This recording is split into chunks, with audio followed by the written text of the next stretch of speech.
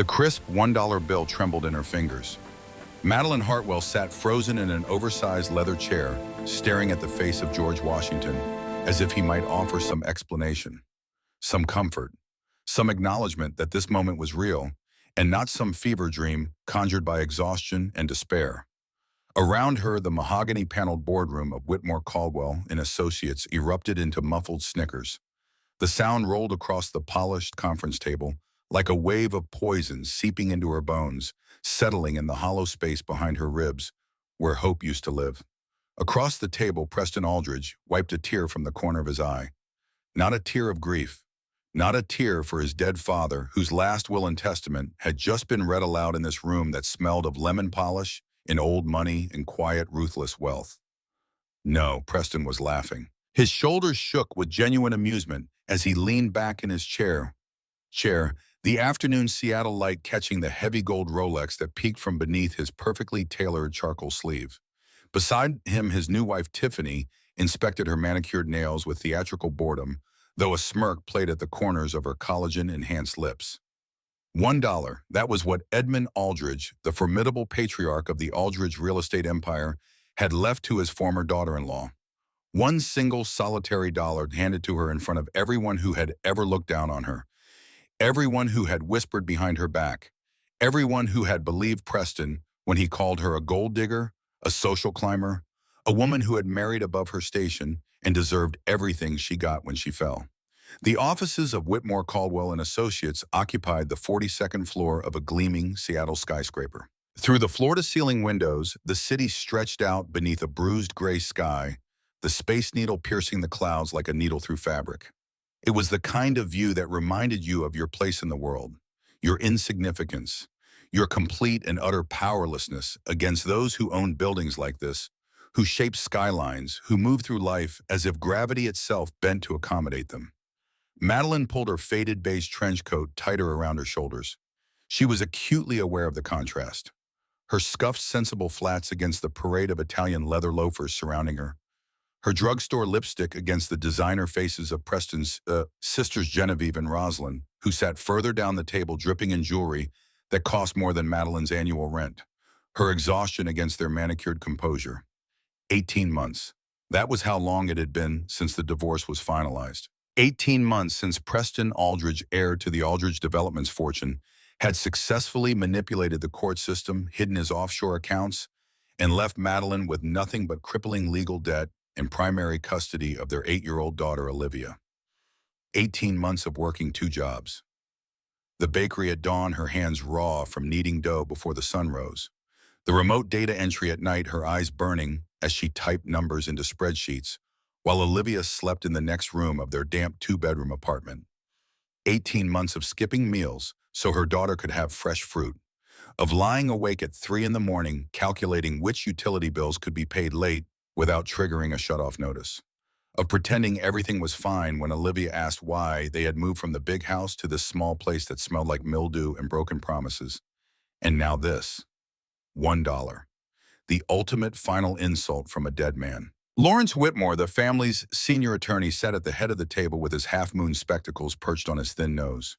He was a tall man in his late 60s with a face so devoid of expression it might have been carved from the same mahogany as the furniture around him. He had just finished reading the distribution of Edmund Aldridge's known assets, and the numbers still hung in the air like the lingering notes of a funeral hymn. $40 million to Preston, the controlling stake in Aldridge Developments, the downtown Seattle penthouse, the vacation properties in Aspen and the Hamptons, substantial trust funds to Genevieve and Rosalind, corporate shares, luxury vehicles, art collections, and to Madeline Hartwell, formerly Madeline Aldridge, in recognition of her time spent within the Aldridge family, the sum of exactly $1 United States dollar. Preston's laughter had broken the silence first. Then his sisters joined in their voices, creating a chorus of cruel, vindictive amusement that bounced off the walls and filled every corner of the room. They thought it was a joke, a posthumous slap in the face from the great Edmund Aldridge to the woman who had dared to marry his son, who had dared to bear his grandchild, who had dared to fight for her fair share when Preston threw her away like yesterday's newspaper. Whitmore reached into his breast pocket.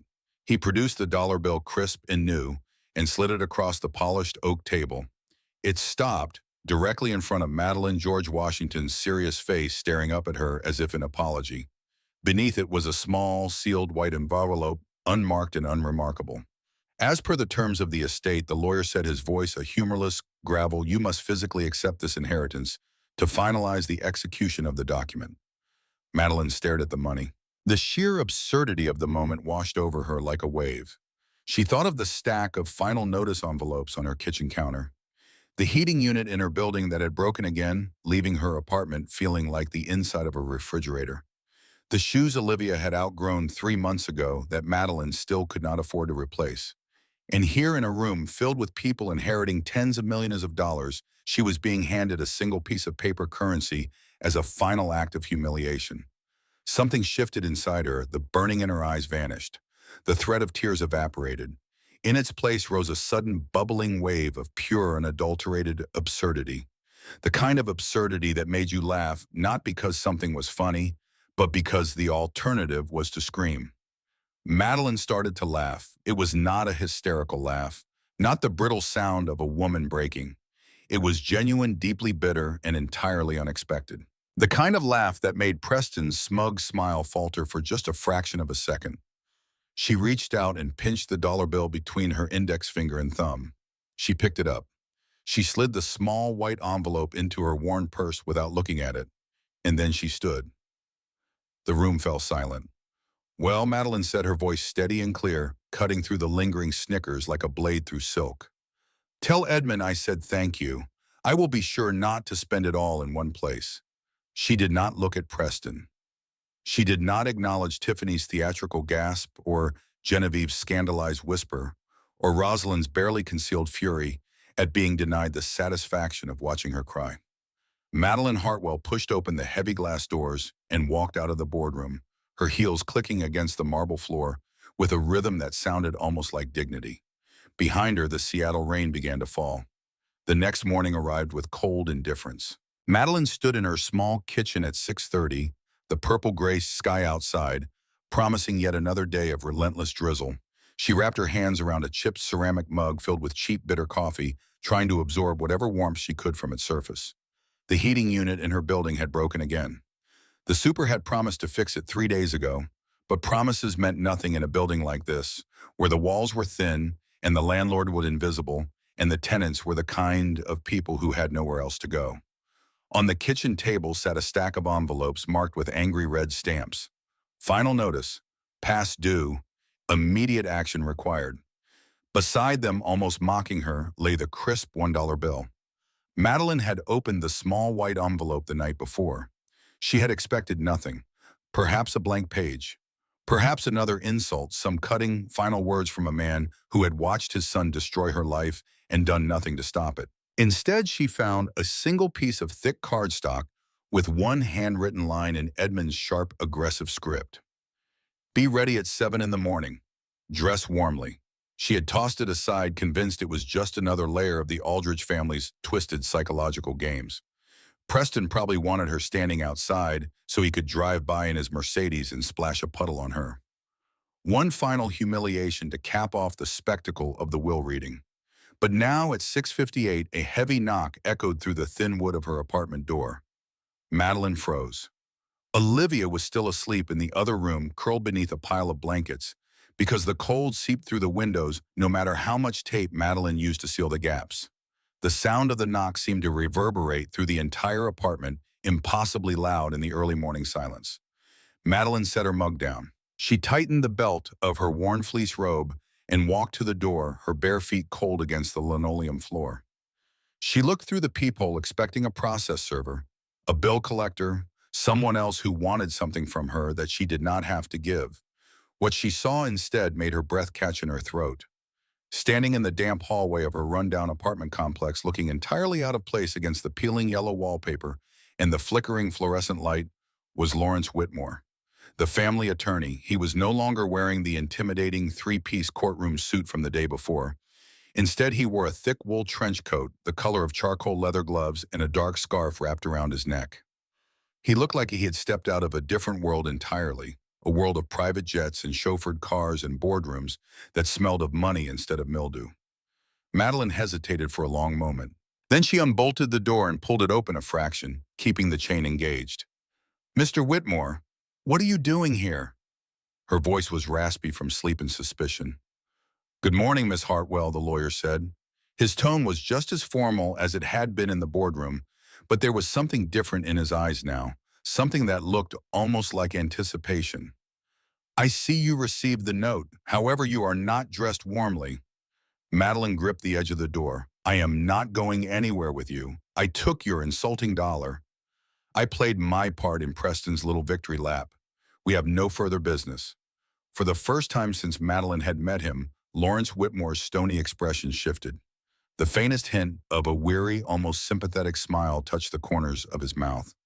It was such an unexpected expression on his severe face that Madeline almost took a step back. "Miss Hartwell," Whitmore said quietly, stepping closer so his voice would not carry down the hall.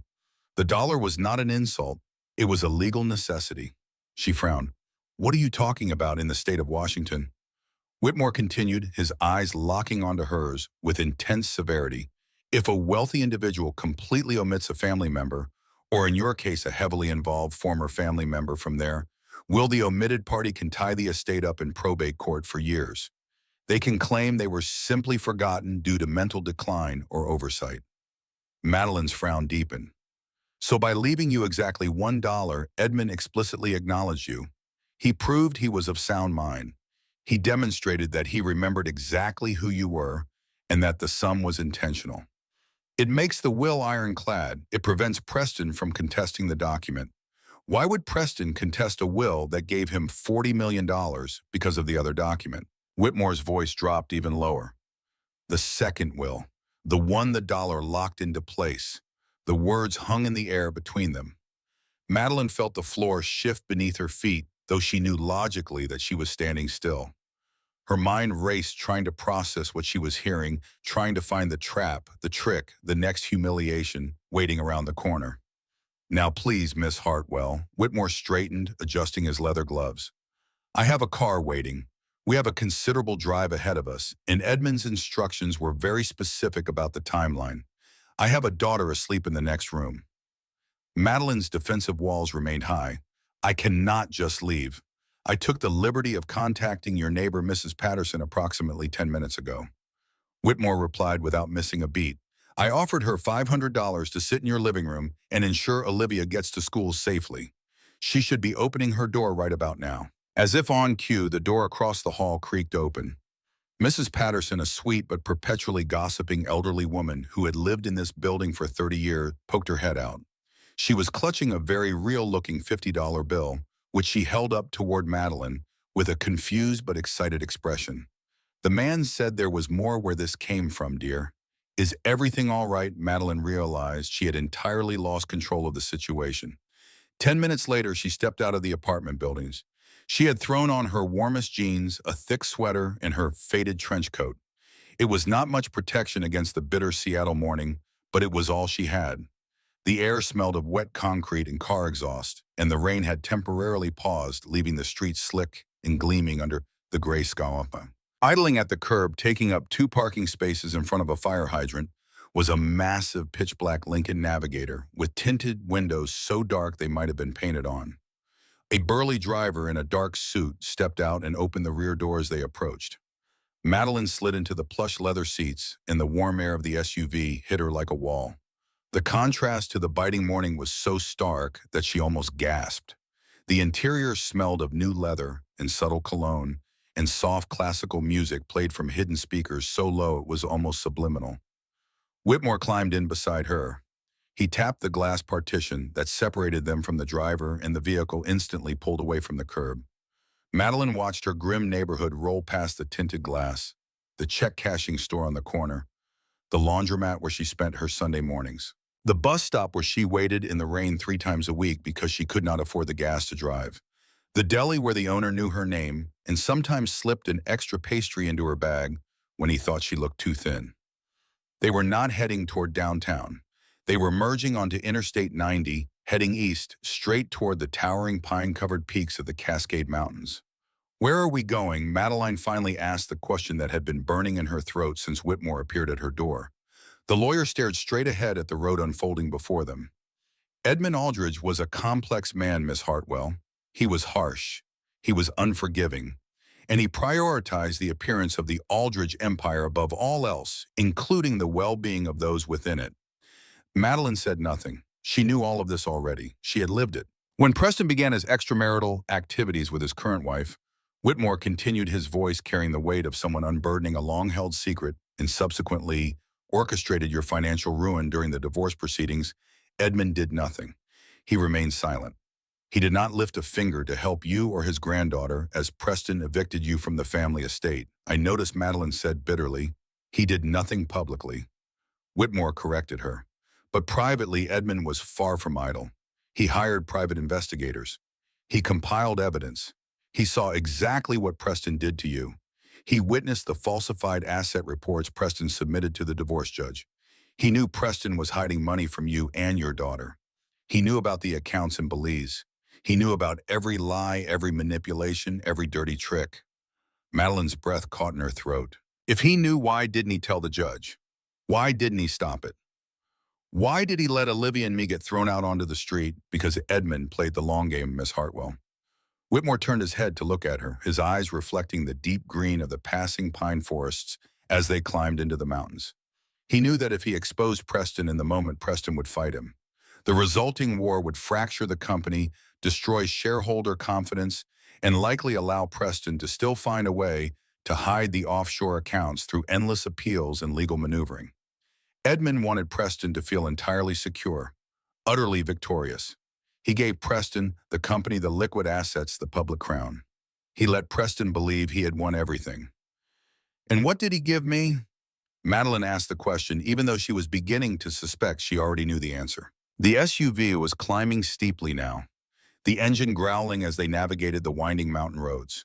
The city had long since disappeared behind them, replaced by dense, misty forest that seemed to close in on all sides. Whitmore reached into his briefcase and pulled out a single photograph. He handed it to Madeline. She looked down at the image and felt the air leave her lungs. It was an aerial shot of an estate, massive iron gates, a sprawling structure of stone and glass built into the side of a cliff overlooking a rushing river. Towering Douglas firs surrounded it like sentinels, and a private waterfall cascaded down the rocks beside the main building, catching the light in a spray of silver and white. It was the most beautiful thing Madeline had ever seen. Edmund spent the last 4 years of his life quietly liquidating his most private, untraceable personal assets, Whitmore explained.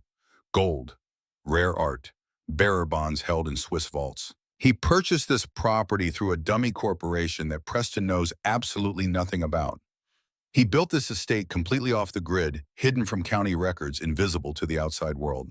And he transferred everything he truly valued into it. The SUV turned off the main highway. The tires crunched onto a private gravel logging road that seemed to disappear into the dense, misty forest. The trees pressed close on both sides, their branches forming a canopy overhead that blocked out what little light filtered through the clouds. The $40 million Preston inherited yesterday, Whitmore said, it is tied up in corporate debt, plummeting commercial real estate, and public scrutiny. It looks impressive on paper, but the reality is far more precarious. Preston thinks he inherited a kingdom.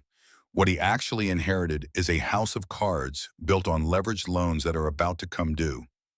Madeline looked up from the photograph. And what did Edmund leave me, she asked again, her voice barely above a whisper. Whitmore smiled. It was not a warm smile. It was the smile of a man who had spent decades in boardrooms and courtrooms, watching the powerful fall and the overlooked rise. It was the smile of someone who understood that justice was rarely swift, but it could be devastatingly thorough. That dollar you accepted yesterday, Miss Hartwell, that was the legal purchase price for the deed to the property we are driving to right now. Edmund's instructions were very clear. The dollar had to be accepted publicly in front of witnesses to formalize the transaction without raising suspicion. It was a legal key, and you turned it when you picked up that bill and walked out of that boardroom with your head held high. The vehicle rounded a sharp bend. The dense trees suddenly parted.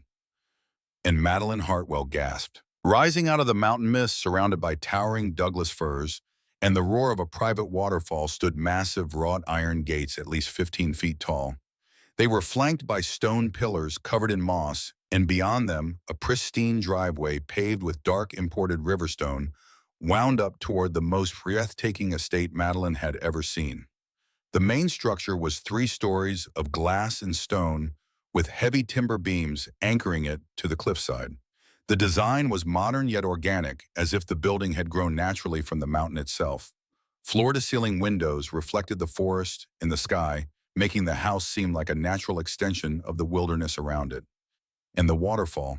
The waterfall was real, not some artificial fountain, but an actual geological feature, a torrent of white water cascading down ancient rocks mere yards from the eastern wing of the estate. "Welcome to your new home, Miss Hartwell." Whitmore's voice was quiet, almost reverent. The heavy iron gates swung open with a silent hydraulic smoothness that belied their massive weight. The Lincoln Navigator crunched onto the pristine driveway, and Madeline pressed her face against the cold glass of the window, like a child, her breath fogging the surface as the sheer scale of the property revealed itself. Gardens, a helicopter pad, what looked like a guest house larger than any home she had ever lived in, and everywhere the scent of pine and earth and clean mountain air flooding in through the vents of the SUV as if the forest itself was welcoming her. The vehicle glided to a halt in front of a massive front door carved from a single slab of reclaimed redwood. Madeline's legs felt like lead as she stepped out into the crisp mountain air.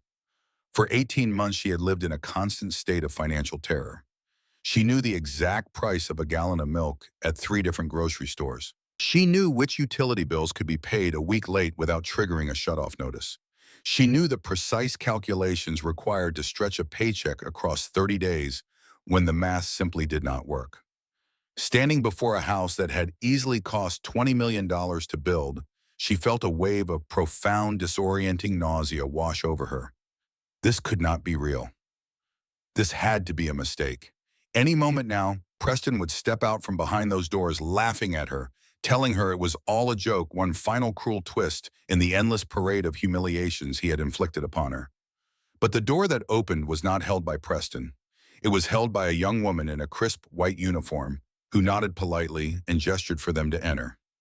Whitmore led Madeline inside.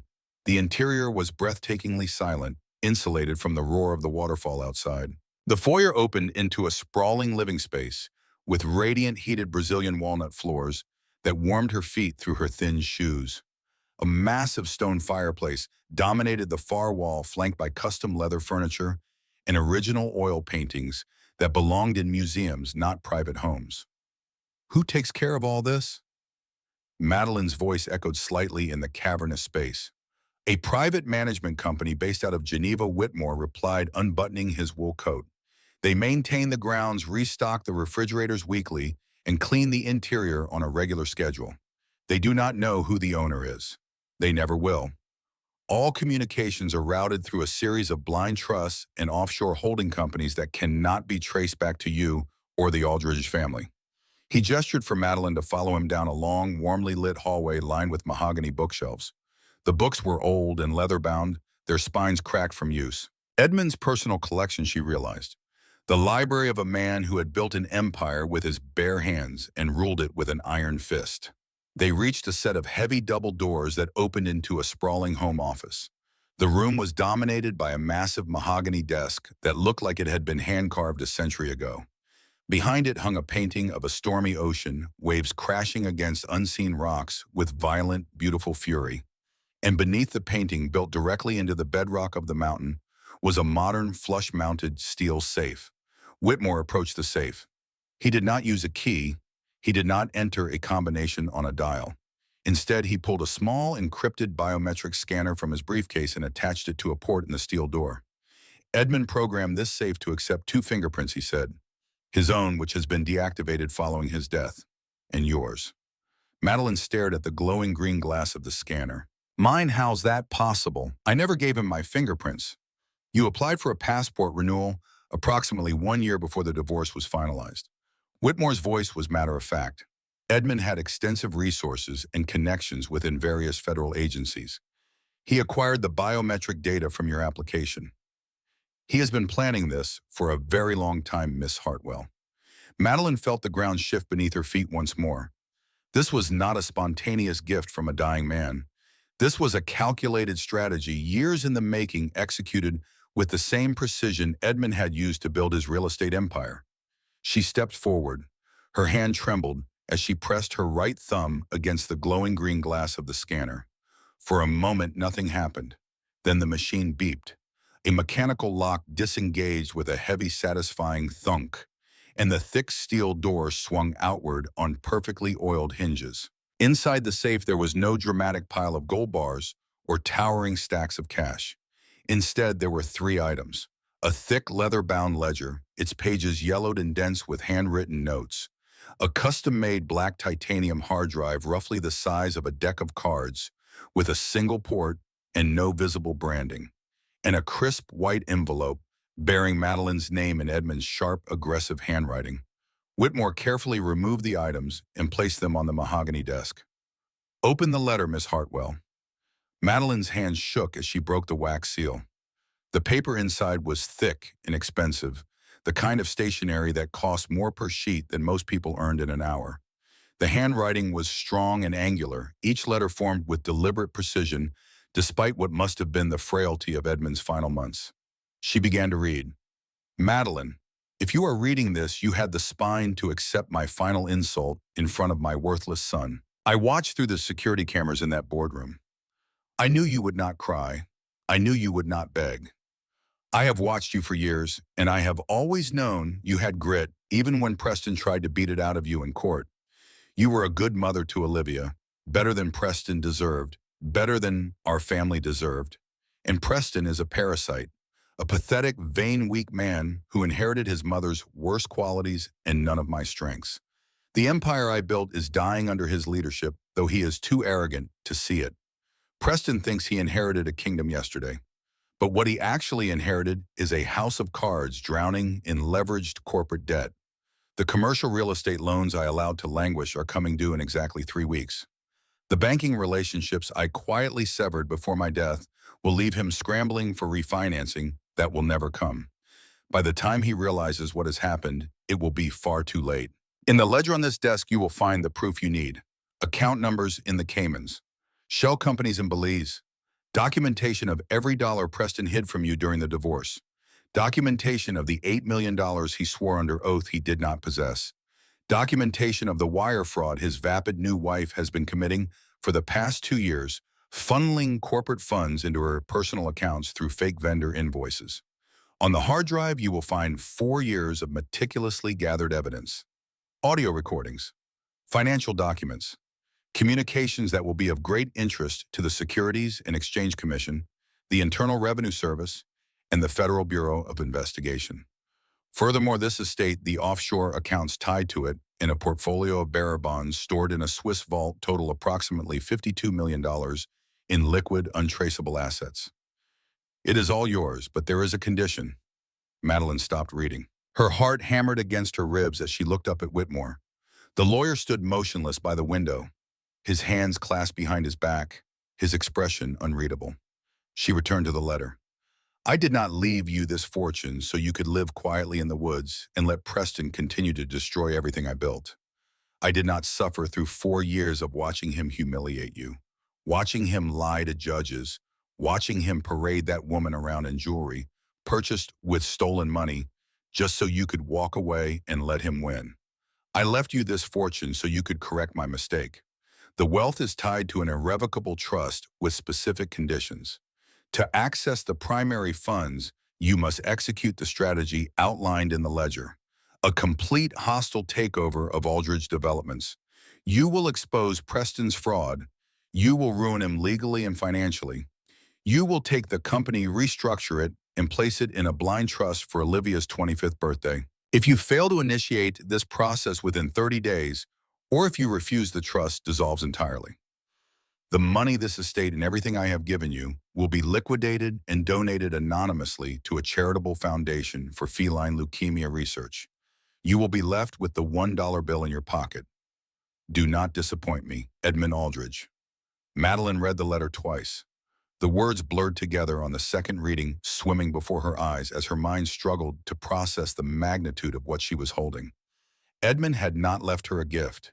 He had left her a loaded weapon and ordered her to pull the trigger.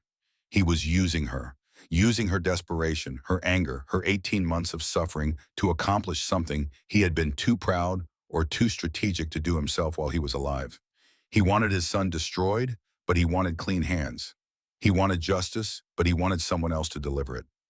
She looked up at Whitmore. "He is using me," she whispered, her voice tight with a complex mixture of anger and something else she could not quite name. "He let Preston destroy me. He watched me lose everything. He let Olivia and me suffer in that freezing apartment, eating rice and beans 3 nights a week, wearing shoes that do not fit because I cannot afford new ones. He let all of that happen just so I would be hungry enough, angry enough, desperate enough to do his dirty work when he died." Whitmore did not deny it. Edmund was a ruthless pragmatist, the lawyer said quietly. He believed comfort bred weakness. He knew that if he gave you the money during the divorce, Preston would have tied you up in appellate courts for a decade, draining whatever resources you received through endless legal challenges. Edmund wanted you desperate. Desperation breeds focus. Desperation removes hesitation. Madeline looked down at the black titanium hard drive sitting on the desk. 18 months of humiliation. 18 months of Preston's smug face across the courtroom, lying under oath about his assets, while his lawyers painted her as a greedy woman who had never contributed anything to the marriage. 18 months of watching Tiffany parade around in designer clothes and diamond jewelry purchased with money that should have paid for Olivia's college fund. A cold, hard knot formed in her chest. The maternal panic that had driven her for the past year and a half, the constant low-grade terror of not knowing how she would feed her child or pay her rent, slowly began to crystallize into something entirely different. Something that felt like ice. Something that felt like resolve. She thought of Olivia. Olivia, who had cried herself to sleep for weeks after they moved out of the only home she had ever known. Olivia, who had asked why Daddy did not love them anymore. Olivia, who had learned at 8 years old that the world was not fair, and that sometimes the people who were supposed to protect you were the ones who hurt you the most. Madeline thought of the fresh strawberries she had bought last week because Olivia loved strawberries, even though Madeline had skipped 2 lunches to afford them. She thought of the heating bill, the winter nights spent huddled together under every blanket in the apartment because the landlord did not care and the super did not come, and the system was designed to grind people like her into dust. And she thought of Preston. Preston at the will reading, laughing.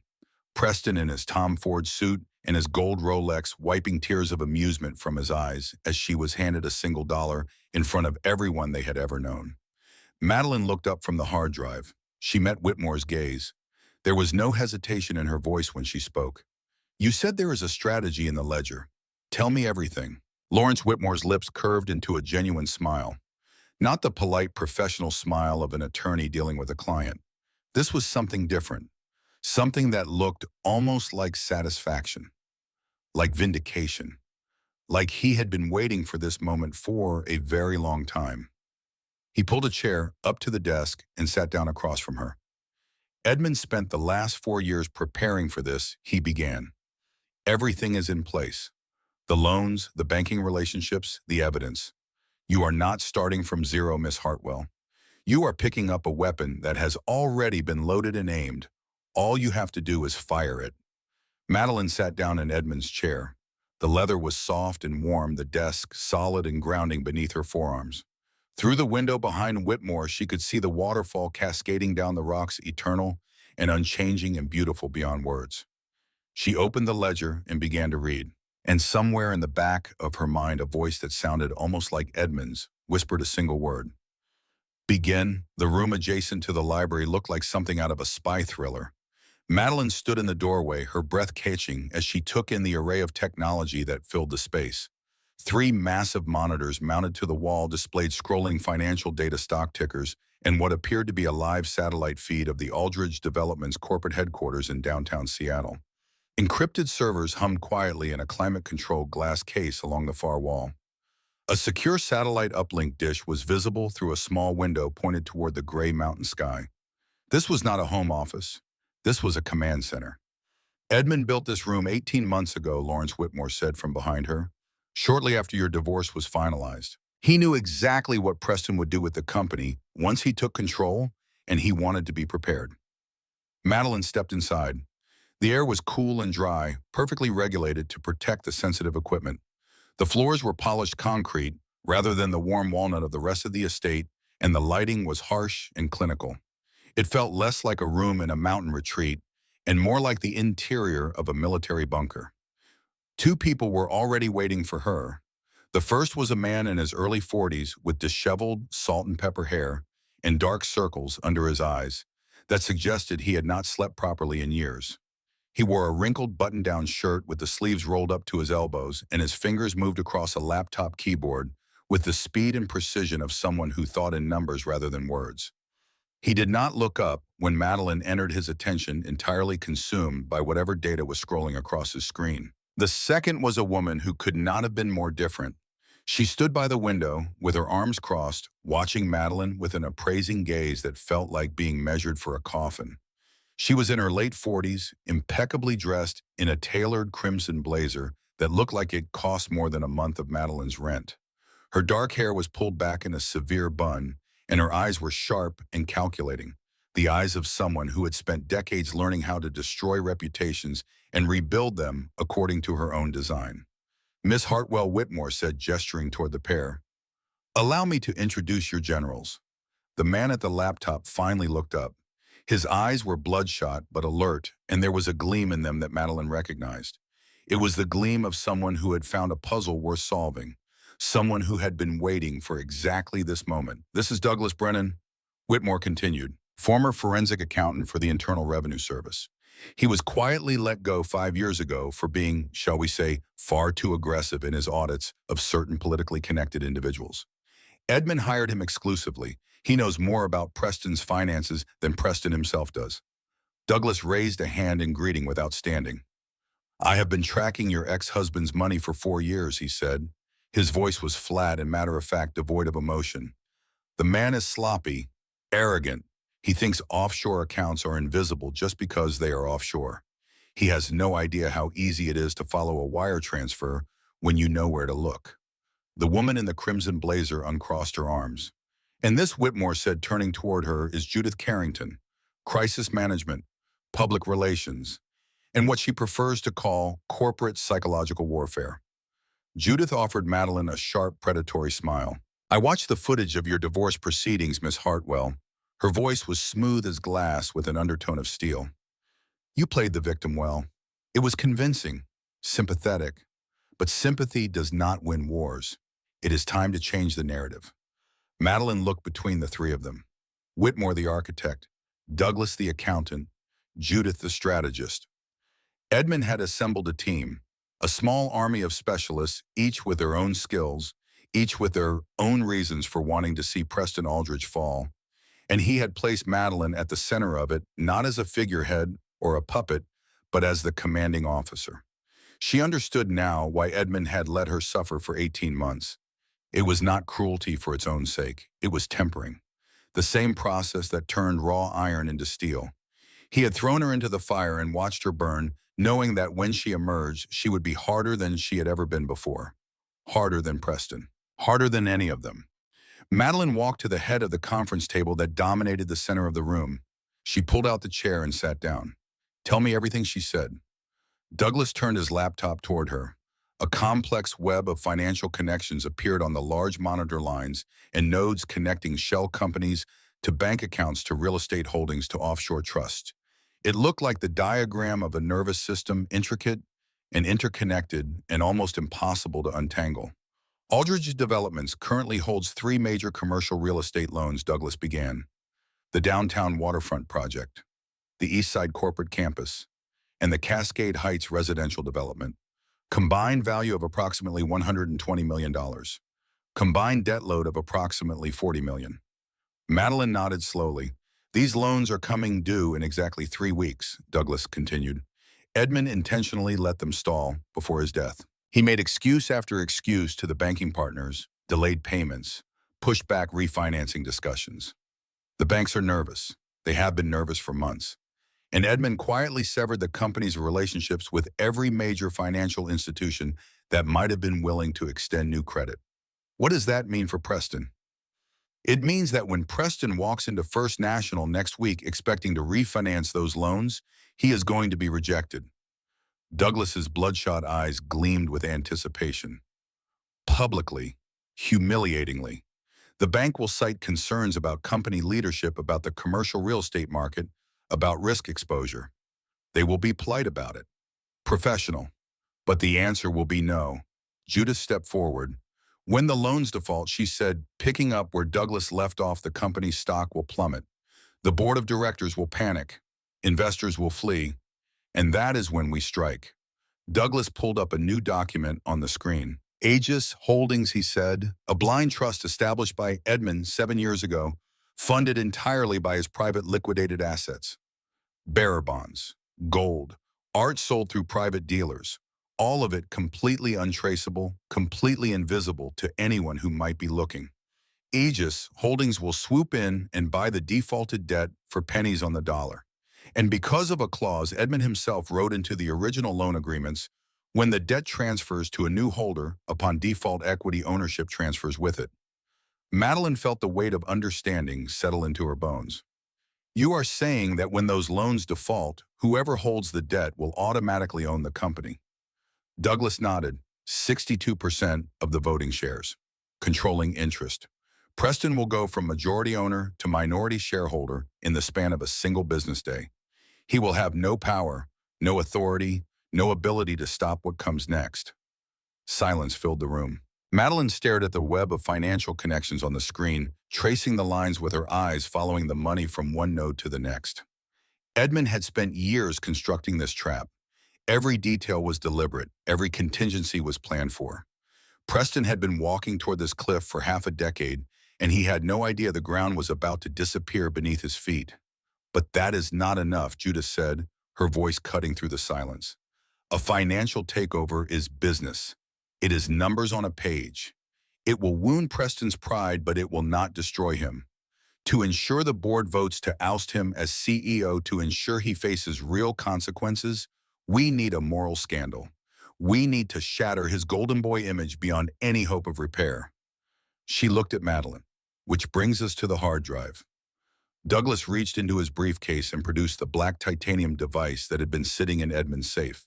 This contains 4 years of evidence, he said. Audio recordings from Edmund's private investigators. Financial documents obtained through various means that I will not describe in detail. Communications between Preston, his wife, and his sisters that paint a very clear picture of systematic fraud. He plugged the drive into his laptop. A new set of documents appeared on the screen. Let us start with Tiffany, Douglas said. Preston's current wife. She is not just a personal trainer. For the past 2 years, she has been funneling corporate funds from Aldridge Developments into her own private accounts using fake vendor invoices.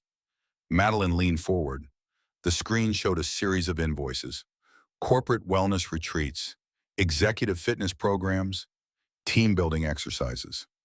Each one authorized by Preston's signature, each one totaling anywhere from $15,000 to $50,000, each one paid to a company called Vitality Consulting, LLC.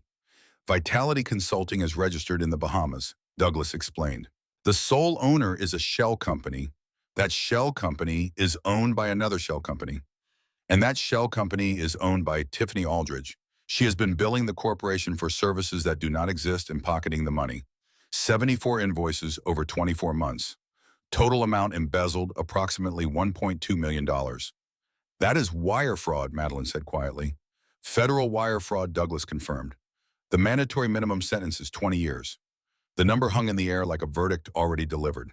Tiffany was 24 years old. If she was convicted, she would be in her mid-40s before she saw the outside of a federal prison. All for designer handbags and spa treatments and diamond jewelry that she had purchased with money stolen from the company her husband was supposed to be running. Impressed, Madeline asked. Douglas pulled up a new set of documents. Preston signed off on every single invoice. Either he is complicit in the embezzlement, which makes him a co-conspirator, or he is criminally negligent as the CEO, which makes him liable for failing to oversee corporate expenditures. Either way, the Securities and Exchange Commission will tear him apart.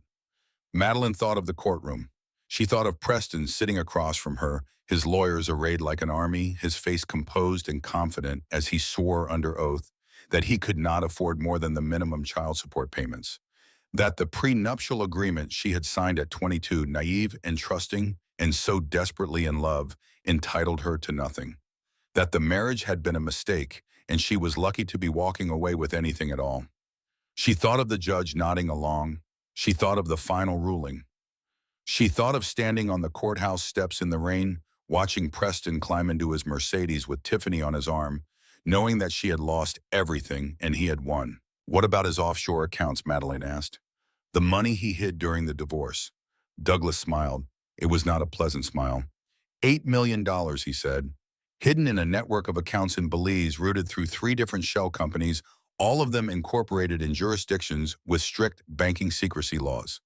When Preston testified in your divorce proceedings that he had no hidden assets, that his liquid wealth was tied up entirely in company stock and real estate, he committed perjury and fraud and tax evasion. The IRS will have questions, many questions. Madeline felt something cold settle in her chest. It was not fear, it was anticipation. For 18 months she had believed that she was powerless, that the system was rigged against people like her people without money or connections or armies of lawyers, that justice was a fairy tale told to children to help them sleep at night. But here in this room she held the keys to Preston's destruction. All she had to do was turn them. What about his sisters, she asked, Genevieve and Rosalind. They were at the will reading. They inherited substantial amounts. Judith stepped forward this time. Genevieve and Rosalind currently sit on the board of the company's charitable foundation, she said. The Aldridge Family Foundation for Children's Health.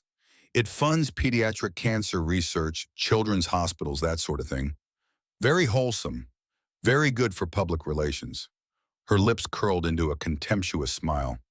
Unfortunately, the sisters have been using the foundation as a personal slush fund for the past 3 years. Douglas pulled up a new set of documents. Flight logs, he said. The foundation owns a Gulfstream G650 ostensibly for transporting donors to fundraising events and medical facilities. According to these records, the jet has made 47 flights in the past year. 12 of them were to St. Bart's, 8 to Aspen, 6 to Milan. The passengers on these flights were Genevieve, Rosalind, and their various romantic companions. No donors, no foundation business, just vacations funded by money that was supposed to help sick children. Madeline looked at the flight logs, departure times, arrival times, fuel costs, catering expenses. It was all documented. Every champagne bottle, every caviar platter, every 5-star hotel suite charged to the foundation's accounts as donor networking expenses. And here Douglas continued pulling up another document, are receipts from luxury retailers in each of those locations. Jewelry, designer clothing, spa treatments, all billed to the foundation as public relations expenses. Total amount misappropriated approximately $800,000 over 3 years. They have been stealing from children with cancer, Madeline said. Her voice was flat, but something dark burned behind her eyes. They have been stealing from children with cancer, Douglas confirmed. And they have been writing it off on their taxes as charitable work. The room fell silent. Madeline sat back in her chair, her mind racing through the implications. Preston, Tiffany, Genevieve, Rosalind, all of them corrupt, all of them complicit. Sitting in that boardroom a day ago, laughing at her as she was handed a single dollar and told it was all she deserved. They had thought she was broken. They had thought she was finished. They had no idea what was coming. What is our timeline, Madeline asked. Judith glanced at Whitmore, then back at Madeline. The Aldridge Family Foundation is hosting its annual charity gala in 5 days, she said. The event is being held at the Four Seasons downtown. The mayor will be there, city council members, major investors, local press. It is Preston's first public appearance as the head of the family, his unofficial coronation as the new patriarch of the Aldridge dynasty. 5 days, Madeline repeated. 5 days, Judith confirmed. The loans default that afternoon at 5 o'clock. By the time Preston walks into that gala expecting to celebrate his victory, Aegis Holdings will own his debt, and you will walk in behind him carrying everything he fears most. Madeline looked at the documents on the screen, the invoices, the flight logs, the offshore account records, the wire transfers. 4 years of evidence compiled with obsessive precision, waiting for exactly this moment. Edmund had given her a loaded weapon. All she had to do was pull the trigger. The next 5 days passed in a blur of preparation and precision. Madeline threw herself into the details with an intensity that surprised even herself. She memorized the financial documents until she could recite the numbers in her sleep. She studied the corporate structure of Aldridge Developments until she understood every line of authority, every board member, every potential ally and enemy. She worked with Judith on her public presentation, learning how to modulate her voice, how to control her expressions, how to project authority without aggression. She was not the same woman who had walked into that boardroom a week ago. That woman had been tired, defeated, worn down by 18 months of struggle, existing rather than living, surviving rather than thriving. That woman had accepted humiliation because she believed she had no other choice. This woman was different. This woman had choices, and she was choosing war. On the second day, Douglas called an emergency meeting. Something strange happened at First National this morning, he said, pulling up a series of internal bank communications that Madeline did not ask how he had obtained. Preston went in expecting to discuss refinancing options for the waterfront project. The meeting was scheduled for 2 hours. It lasted 15 minutes. What happened? The bank declined. Douglas's eyes gleamed. Not just declined to refinance, but declined to continue the relationship entirely. 20 years of partnership severed in a single conversation. Preston walked out of that building looking like he had seen a ghost. Madeline felt a grim satisfaction settle in her chest. Preston had no idea what was happening. He was watching his empire crumble around him, and he could not see the hands that were pulling it down. Did he suspect anything? Douglas shook his head. He hired a private investigator yesterday, probably trying to figure out who was sabotaging him. But Edmund covered his tracks too well. The blind trust the offshore holdings, the dummy corporations. There is nothing to find, no breadcrumbs to follow. As far as Preston knows, this is just bad luck. Bad timing? A difficult market? He will blame the economy Judith added from her position by the window. He will blame his father's legacy decisions. He will blame everyone except himself. That is what men like Preston do. They never accept responsibility for their own failures. Madeline thought of the divorce proceedings. She thought of Preston's lawyers painting her as the villain, the gold digger, the social climber who had tricked their client into marriage and was now trying to steal his hard-earned wealth. She thought of the way Preston had looked at her across the courtroom, his eyes cold and contemptuous, as if she were something he had scraped off the bottom of his Italian leather shoes. He had blamed her then. He would blame everyone else now. But this time there would be no escape. On the fourth day, Whitmore arrived at the estate with a large garment bag draped over his arm. Edmund's final instruction, he said, unzipping the bag with careful reverence. Inside was a gown. Madeline had never seen anything like it. The fabric was a deep midnight blue, so dark it was almost black, with a subtle shimmer that caught the light like stars scattered across a night sky. The cut was architectural, designed to accentuate strength rather than softness, power rather than vulnerability. It was not a dress for dancing or flirting or being admired from across a room. It was armor, Carolina Herrera Whitmore said. Custom fitted based on measurements Edmund obtained through channels I will not describe. He ordered it 6 months ago before his illness became terminal. He wanted you to have something worthy of the moment. Madeline reached out and touched the fabric. It was soft and heavy, at the same time luxurious in a way she had forgotten luxury could feel. For 18 months she had worn the same rotation of faded clothes, washed and rewashed, until the colors bled together and the threads began to fray. She had forgotten what it felt like to wear something beautiful. But there was more. Whitmore reached into his briefcase and produced a small velvet box. This belonged to Eleanor Aldridge, he said, Preston's mother, Edmund's wife. She died 12 years ago, and Edmund kept her jewelry locked in a private vault that Preston did not know existed. He wanted you to wear this tonight. Madeline opened the box. Inside, resting on a bed of black velvet, was a sapphire. It was enormous, the size of a quail's egg surrounded by a halo of crushed diamonds that sparkled like frozen fire. The stone was a deep, impossible blue, the color of the ocean at midnight, the color of secrets in power, and things that could not be taken back. This was Preston's mother's. It was Eleanor's favorite piece, Whitmore confirmed. She wore it to every major social event for 20 years. Everyone in Seattle society will recognize it. Everyone will know what it means. Madeline lifted the pendant from its case. The weight of it surprised her. It was heavier than it looked, substantial and real and undeniably present. She thought of Preston's face when he saw her wearing his mother's jewels. The shock, the fury, the realization that she had been given something he did not even know existed. Edmund was a master of psychological warfare, and he had trained Judith well. That evening, Madeline stood in front of the floor-length mirror in the master bedroom of the estate. The woman staring back at her was a stranger. The gown fit perfectly, as if it had been sewn directly onto her body. The sapphire pendant rested against her collarbone, catching the warm light of the bedroom and throwing blue shadows across her skin. Her hair, usually pulled into a hurried, messy ponytail, had been styled into sleek, elegant waves that framed her face like a work of art. She looked powerful. She looked dangerous. She looked nothing like the exhausted single mother who had accepted a single dollar and walked out of a boardroom with her dignity barely intact. For a long moment, Madeline simply stared. She searched for some trace of the woman she had been before. The young bride who had believed in love. The new mother who had believed in family. The desperate divorcee who had believed that the system would eventually deliver justice if she just kept fighting. That woman was gone.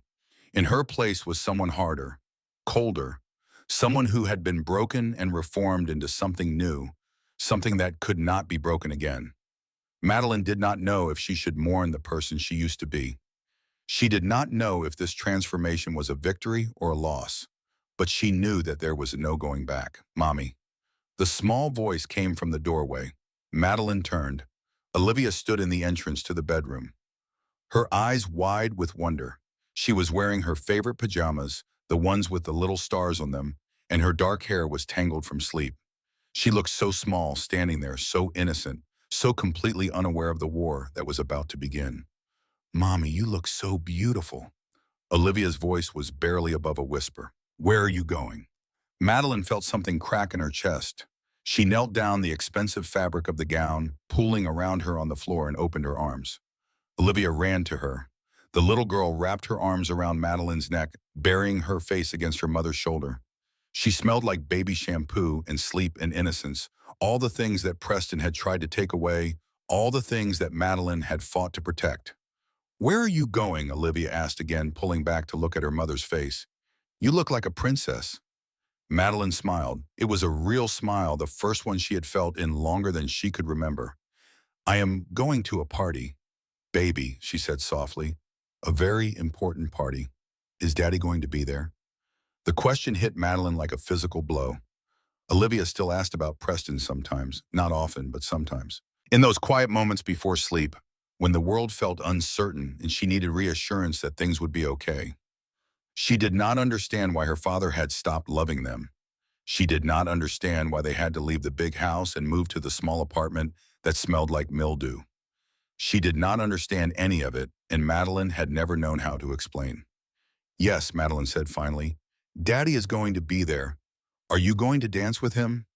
"No, sweetheart, we are not going to dance." Olivia looked at her with those big, trusting eyes. "Then what are you going to do?" Madeline thought about the documents sitting in the black leather portfolio downstairs. The evidence of fraud, the proof of embezzlement, the records of hidden accounts and stolen money and lies told under oath. She thought about Preston laughing at her in the boardroom. She thought about Olivia asking why Daddy did not love them anymore. "I am going to get back what belongs to us," Madeline said quietly. "Everything that Daddy took away. I am going to get it back." Olivia did not fully understand. How could she? She was 8 years old, but she understood something in her mother's voice. Some note of determination, of resolve, of absolute certainty that had not been there before. And whatever she heard in that voice, it seemed to satisfy her. "Okay, Mommy," Olivia said simply. "I love you. I love you too, baby. More than anything in the world." Madeline held her daughter for a long moment, breathing in the scent of her, memorizing the weight of her small body, reminding herself why she was doing this. Not for revenge, not for money, not even for justice, really. For this, for the little girl who deserved to grow up without fear, who deserved to have shoes that fit and a home that was warm and a mother who could look at herself in the mirror without shame, who deserved to know that when someone tried to destroy you, you did not have to accept it. You could fight back. You could win. Mrs. Patterson will be here tonight, Madeline said, finally pulling back and smoothing Olivia's tangled hair. She is going to stay with you while I am at the party. I want you to be good for her, okay? Go to bed when she tells you, and I will be here when you wake up in the morning. Promise? I promise. Olivia nodded solemnly. Then she wrapped her arms around Madeline's neck one more time, squeezed tight, and ran back to her room. Madeline watched her go. Then she stood up, smoothed the fabric of her gown, and walked downstairs to the office where Whitmore was waiting with the final documents. The portfolio sat on the mahogany desk. It was made of black leather, thick and heavy, embossed with no markings or logos. Inside were the weapons she would carry into battle. The financial reports proving that 3 major loans had defaulted as of 5 o'clock that afternoon. The evidence of Preston's offshore accounts, his perjury, his fraud. The documentation of Tiffany's embezzlement scheme, complete with the forged invoices bearing Preston's signature. The flight logs and expense reports proving that Genevieve and Rosalind had been stealing from sick children. Everything Edmund had gathered. Everything Douglas had analyzed. Everything Judith had organized into a narrative designed for maximum devastation. Madeline picked up the fountain pen that Whitmore had placed beside the portfolio. It was heavy and cold in her hand, a Mont Blanc that probably cost more than a month of her bakery salary. The document in front of her was the authorization for Aegis Holdings to begin the hostile takeover of Aldridge Developments. One signature, and the machinery would begin to move. One signature, and there would be no going back. Miss Hartwell, Whitmore said quietly, once you sign this, events will proceed according to their own momentum. You will not be able to stop them. You will not be able to change your mind. Are you certain this is what you want? Madeline looked at the document. She thought of Olivia upstairs, sleeping peacefully in her bed, dreaming whatever dreams 8-year-olds dreamed. She thought of the $1 bill still sitting in her purse, still crisp and new and mocking. She thought of Preston. She signed her name. The pen moved across the paper with absolute certainty, leaving behind curves and lines that spelled out Madeline Hartwell in ink that gleamed like fresh blood. It is done, Whitmore said. He took the document and placed it in his briefcase with the careful reverence of a priest handling holy artifacts. The board of directors will receive notification at 9 o'clock tomorrow morning. By the time Preston wakes up, his world will already be falling apart. Madeline straightens her spine. She picked up the black leather portfolio containing all of Preston's sins. She walked to the door, and for one moment she paused and looked back at the painting of the stormy ocean that hung behind Edmund's desk. The waves were frozen in their eternal violence, crashing against rocks that could not be moved. The sky was dark with clouds that would never clear. It was a painting of destruction and endurance of forces that could not be stopped, colliding with objects that would not yield. She understood now why Edmund had loved it. Some storms could not be weathered. Some storms had to be unleashed. The SUV was waiting in the driveway, its engine purring softly in the evening air. Judith sat in the back seat reviewing notes on a tablet. Douglas was already at the Four Seasons, positioned in the press section, with credentials that had been manufactured for exactly this occasion. Whitmore would remain at the estate, monitoring communications and coordinating with the legal team that would spring into action the moment the gala ended. Everyone was in position. The trap was set. All that remained was for Madeline to walk into that ballroom and pull the trigger.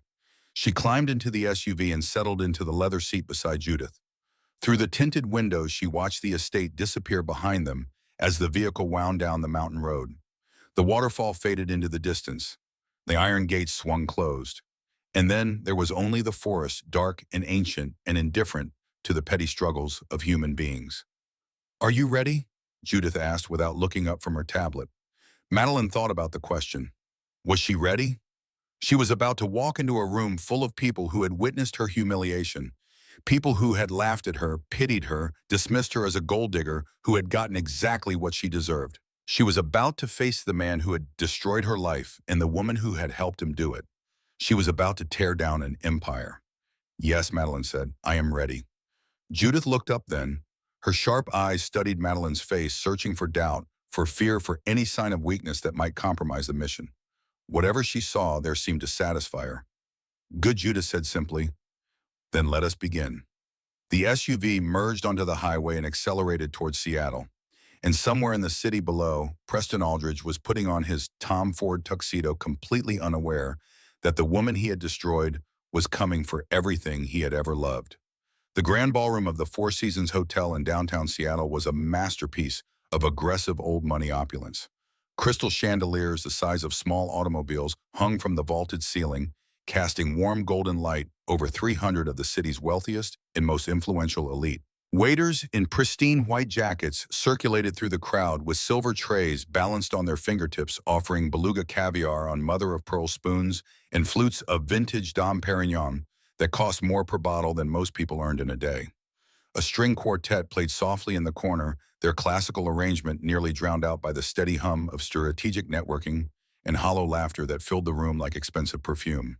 Cascading floral arrangements of white orchids and pale roses adorned every surface, their delicate petals trembling slightly in the climate-controlled air. The carpet beneath the guests' feet was thick and plush, swallowing the sound of Italian leather shoes and designer heels as Seattle's power players moved through their carefully choreographed social rituals. At the center of it all stood Preston Aldridge. He was in his element. Clad in a custom Tom Ford tuxedo that hugged his shoulders with architectural precision, Preston held court with a circle of local politicians and real estate developers who laughed at his jokes with just the right amount of enthusiasm. His teeth flashed white and predatory beneath the golden light, and his posture radiated the easy confidence of a man who believed himself invincible. This was supposed to be his coronation. The Aldridge Family Charity Gala was an annual tradition, a glittering showcase of philanthropy and power that had been hosted by his father for over 2 decades. But this year was different. This was the first gala with Preston at the helm, the first public event where he would stand in his father's place and accept the mantle of leadership that he had coveted his entire adult life. Clinging to his arm was Tiffany. She wore a backless, sequined crimson dress that screamed for attention from across the room. Her blonde hair was piled high on her head in an elaborate updo, and around her neck hung a heavy diamond collar that caught the light with every movement, throwing tiny rainbows across the faces of nearby guests. It was the same collar that Preston had sworn to a family court judge just 3 months prior that he absolutely could not afford. The same collar that had appeared in the asset declaration he submitted during the divorce proceedings, listed nowhere among his possessions. The same collar that had been purchased with money he claimed did not exist. Across the ballroom, Preston's sisters, Genevieve and Rosalind, were holding court near the open bar. They were draped in designer silk, their fingers heavy with rings that sparkled like stars, their laughter carrying across the room as they charmed a city councilman who seemed entirely too pleased with their attention. Everyone who mattered was here. The mayor, the chairman of the board, major investors. Local press carefully positioned in a designated area near the back, their cameras ready to capture every moment of Preston's triumphant evening. Outside, the Seattle rain pounded against the windows with relentless fury. But inside, the Aldridge family was untouchable. Or so they believed. The heavy mahogany doors of the ballroom swung open. For a moment, no one noticed. The string quartet continued their delicate melody. The waiters continued their elegant circulation. The guests continued their shallow conversations about summer homes and stock portfolios and the tedious burden of wealth. But then the whispers began. They started near the entrance and rippled outward like waves spreading across the surface of a still pond. Heads turned. Conversations faltered. The steady hum of networking chatter began to fade, replaced by a growing murmur of shock and disbelief. Madeline Hartwell did not sneak into the gala. She did not slip through a side door or blend into the crowd or try to avoid attention. She walked straight through the main entrance, flanked by 2 towering private security contractors in dark suits, who moved with the quiet efficiency of men trained for exactly this kind of work. The woman who descended the grand carpeted staircase toward the main floor was unrecognizable. The exhausted, defeated creature who had worn a faded trench coat to the will reading less than a week ago had ceased to exist. In her place was something new, something forged in fire and hardened by suffering, something that moved with the predatory grace of a lioness approaching wounded prey. The gown was midnight blue, so dark it was almost black, with a subtle shimmer that caught the light like stars scattered across a night sky. It fit her body with architectural precision, designed to accentuate strength rather than softness, power rather than vulnerability. The fabric moved like water as she walked, flowing around her legs with each deliberate step. But the true centerpiece of her ensemble rested against her collarbone, the sapphire. Eleanor Aldridge's sapphire, the legendary stone that had been the crown jewel of Seattle society for over 2 decades. The sapphire that Preston's mother had worn to every major event. The sapphire that everyone in this room recognized, that everyone knew had been locked away since Eleanor's death, that everyone assumed was lost forever. It hung against Madeline's skin like a declaration of war. The crushed diamond surrounding it sparkled with cold fire, throwing blue light across her face as she descended the final steps and stepped onto the ballroom floor. The string quartet fell silent. Or perhaps they continued playing and Madeline simply could not hear them over the thundering of her own heart. Preston was mid-sentence when he saw her. He was telling some fabricated story about his father's legacy, his hands gesturing expansively as he painted himself as the humble heir to a great man's vision. But his words died in his throat when his eyes locked onto the staircase. His jaw slackened. The champagne flute in his hand tilted dangerously, spilling several drops of expensive wine onto his polished patent leather shoes. For a long, frozen moment, he simply stared. "Preston, honey, what is it?" Tiffany's voice was a high-pitched whine that carried further than she intended. She followed his gaze toward the entrance, and when she saw Madeline, her manicured hand flew to her mouth. "What is she doing here?" Tiffany shrieked. "Security? Someone get security." But the security guards lining the walls of the ballroom did not move. They were employed by the hotel, not by Preston Aldridge.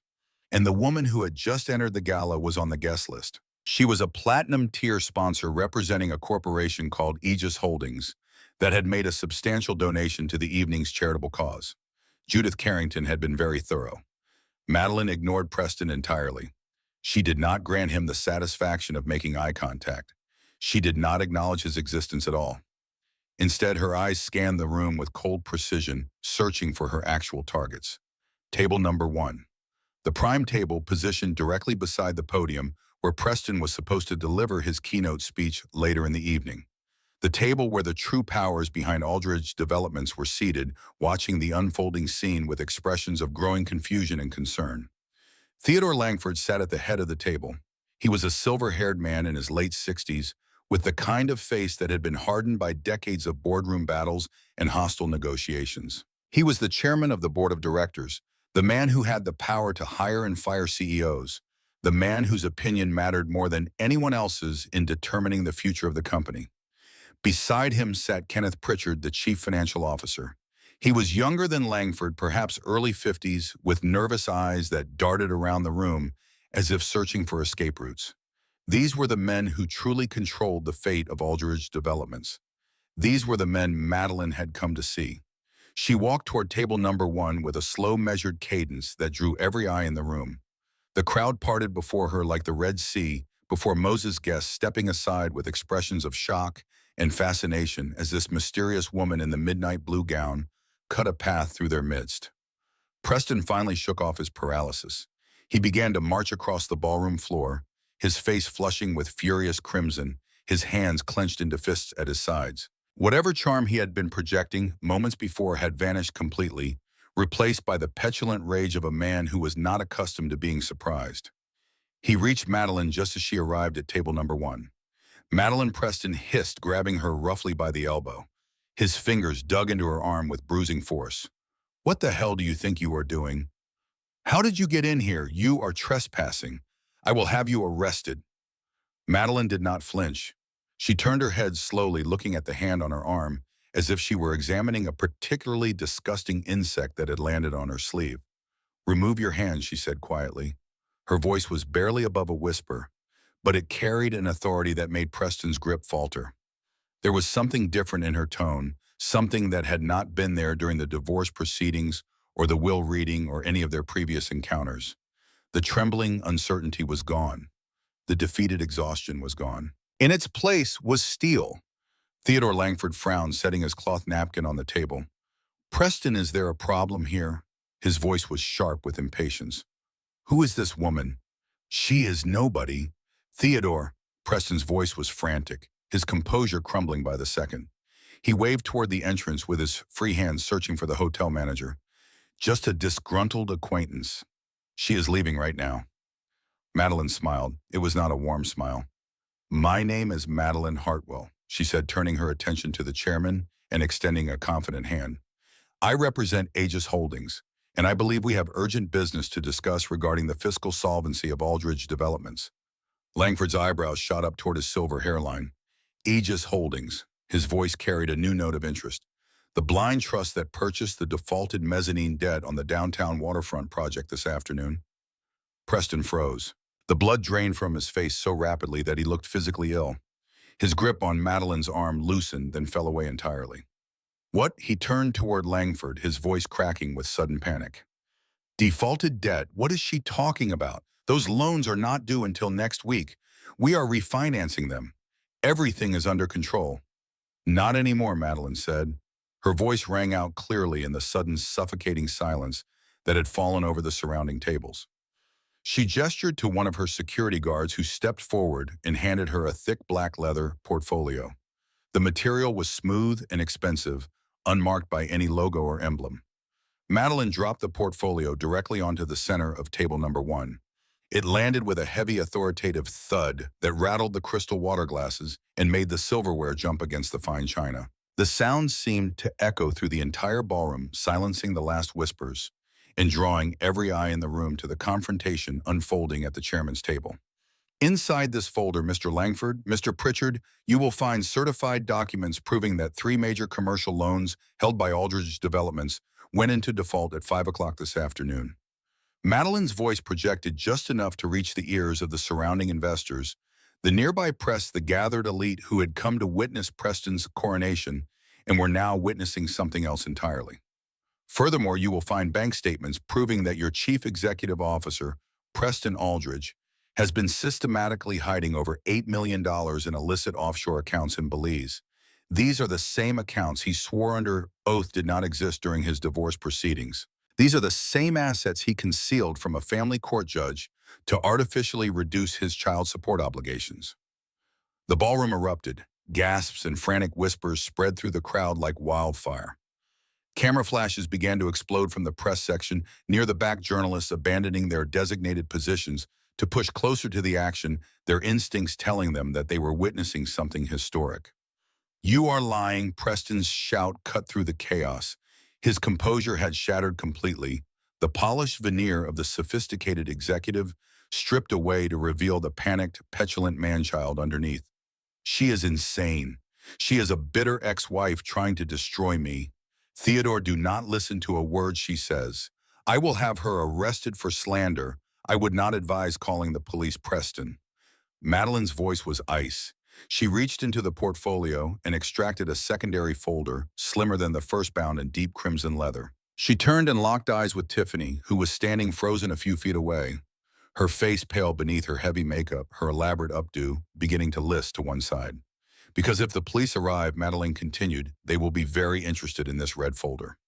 It contains 74 forged vendor invoices authorizing the wire transfer of $1.2 million from the Aldridge Developments corporate treasury directly into a Bahamian bank account controlled by Tiffany Aldridge. Tiffany made a strangled, breathless sound. Her knees buckled, and she had to grab the edge of a nearby cocktail table to keep from collapsing onto the carpet. Wire fraud is a federal offense, Tiffany. Madeline's voice carried no emotion, no triumph, no satisfaction. Just cold clinical facts. I believe the mandatory minimum sentence is 20 years. The words landed like a physical blow. Tiffany was 24 years old. If she was convicted of federal wire fraud, she would be in her mid-40s before she breathed free air again.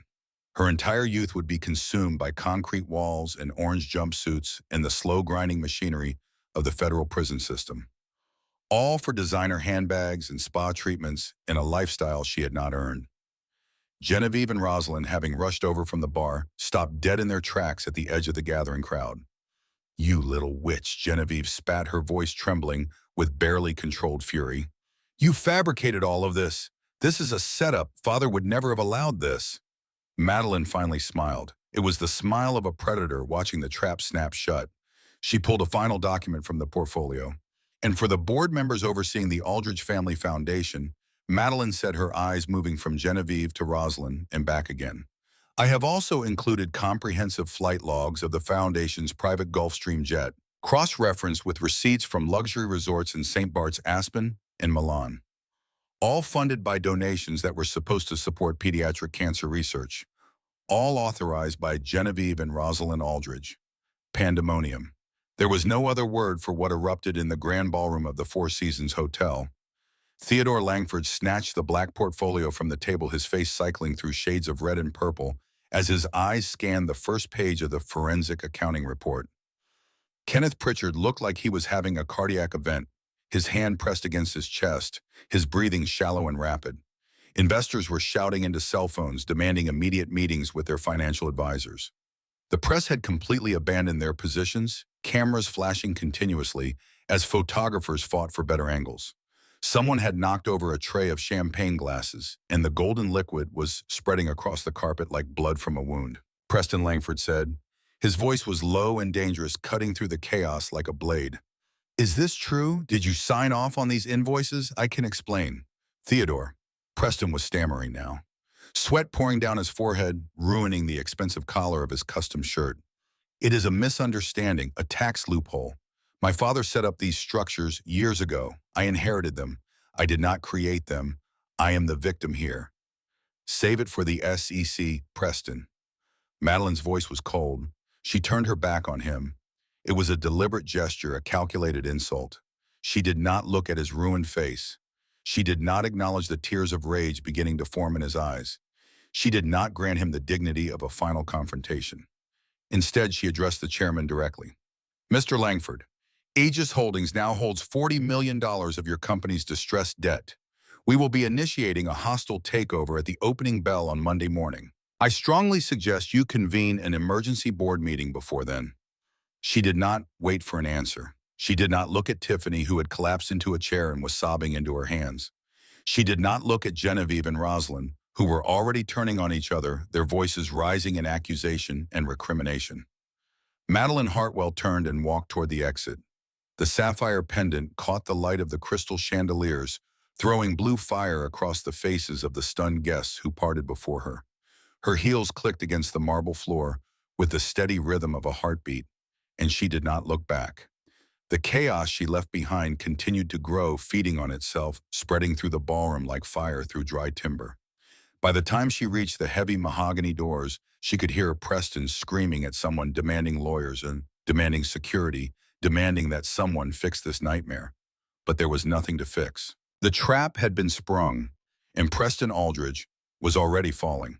Monday morning arrived with the subtlety of a freight train crashing through a glass window. The Seattle skyline was shrouded in thick fog, the kind that made the buildings look like ghosts rising from the mist. It was the kind of morning that felt portentous, heavy with the weight of things about to change. Inside the corporate headquarters of Aldridge Developments, the glass-walled boardroom on the 50th floor was a war zone. Shredded documents littered the conference table. Empty coffee cups formed a graveyard of ceramic and cardboard. Laptop screens glowed with scrolling news feeds, each one displaying some variation of the same devastating headlines. Aldridge Developments plummets 40% in pre-market trading. SEC announces emergency probe into Aldridge family finances. Wire fraud allegations rock Seattle real estate dynasty. Preston sat at the head of the massive polished granite table. He looked like a man who had aged a decade over the weekend. His eyes were bloodshot and ringed with dark circles. His hair was a greasy, tangled mess, nothing like the carefully styled waves he had worn to the gala. He was still wearing the same wrinkled dress shirt he had put on Sunday morning, the collar stained with coffee and sweat. He was typing frantically on his phone, trying to reach his offshore bankers in Belize. But every single call was bouncing back as disconnected. They froze the accounts. His voice was barely above a whisper, hollow and disbelieving. The feds froze the Belize accounts. How did they move that fast? It has only been 2 days. This is not possible. Because the evidence handed to them was irrefutable, you colossal idiot. Theodore Langford's voice roared across the boardroom like thunder. The chairman of the board stood at the opposite end of the table, flanked by the company's senior legal counsel and a team of crisis PR managers who looked like they wanted to be anywhere else on the planet. You left a paper trail a mile wide. Your wife routed corporate funds through a shell company registered in her own maiden name. Did you think you were invisible? Did you think no one would ever look? It was a temporary loan, Preston shouted back, his voice cracking with desperation. I was going to put the money back once the waterfront project paid out. Father knew about the accounts. He set them up. I inherited them. And what about your sisters? One of the lawyers interjected, his voice dripping with contempt. The flight logs? The resort receipts? The jewelry purchased with charitable donations? Preston's face contorted with fury. Genevieve and Rosalind have been draining that foundation for years. They should be the ones sitting here, not me. I am the victim of my own family's corruption. Your sisters resigned from the foundation board at 3 o'clock this morning. Kenneth Pritchard spoke for the first time. The CFO looked like he had not slept since the gala.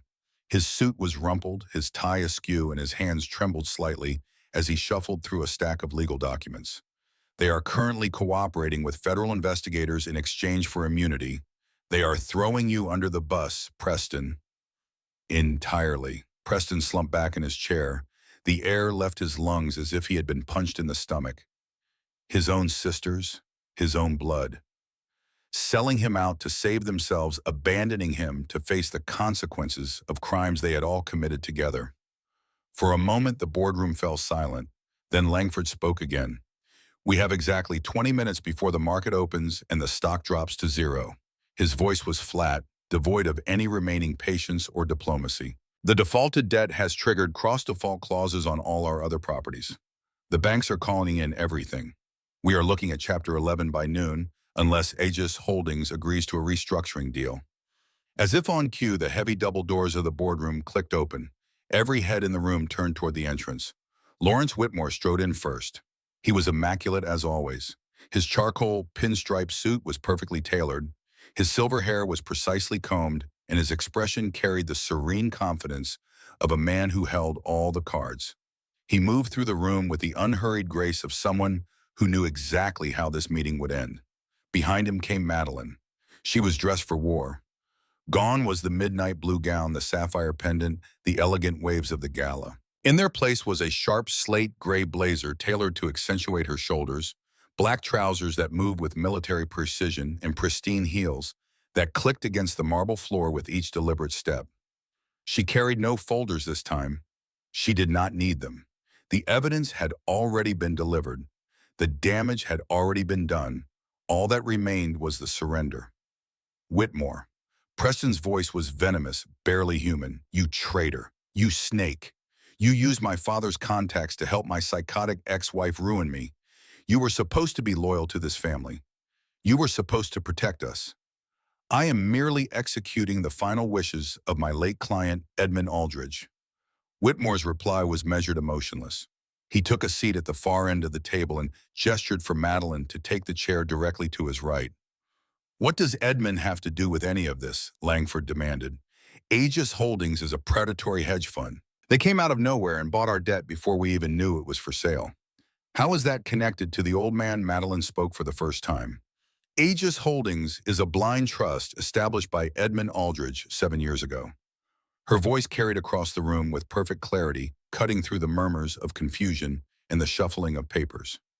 It was funded entirely by his private liquidated assets, bearer bonds held in Swiss vaults, gold sold through private dealers, art auctioned through anonymous intermediaries. All of it completely untraceable, completely invisible to anyone who might have been looking, including his son. She let the words settle. Edmund left the trust to me. On the condition that I use it to buy your debt, expose your fraud, and execute a hostile takeover of this company. Preston's mouth opened and closed several times, but no sound emerged. He looked like a fish that had been pulled from the water and left to suffocate on the deck of a boat. That is impossible. His voice was barely a whisper. He gave me everything. He gave me the company. He gave me the penthouse. He gave me $40 million. Madeline leaned forward slightly. He gave you a sinking ship, and he handed me the torpedo. The silence that followed was absolute. No one moved. No one spoke. Even the hum of the climate control system seemed to fade into nothingness. Langford was the first to recover. Mr. Whitmore, he addressed the lawyer directly businessman to businessman. Miss Hartwell, what exactly is Aegis Holdings proposing? Madeline straightened in her chair. Aegis Holdings holds all the cards, Mr. Langford. We own the debt on the downtown waterfront project. We own the debt on the East Side corporate campus. We own the debt on Cascade Heights. When those loans defaulted on Friday afternoon, a clause in the original mezzanine contracts stipulated that equity ownership transfers automatically to the debt holder in lieu of foreclosure. She paused. Aegis Holdings now owns 62% of the voting shares in Aldridge Developments. Preston is a minority shareholder. He has no power. He has no authority. He has no ability to stop what comes next. Preston lunged out of his chair. You cannot do that! His voice cracked into a scream. I own the controlling stake. I am the majority shareholder. My father gave me this company. It is mine. Not anymore. Whitmore's voice was quiet but firm. He pulled a document from his briefcase and slid it across the table. This is the original loan agreement for the downtown waterfront project, signed by your father, drafted by your father. It contains a cross-default acceleration clause that he wrote himself specifically to prevent any future leadership from gambling with the company's assets. When the loans defaulted, the equity transferred automatically. There was no vote. There was no negotiation. It simply happened. It is already done. Preston stared at the document. His hands trembled as he reached for it, his eyes scanning the dense legal language, searching for an escape route that did not exist. His father had built this trap.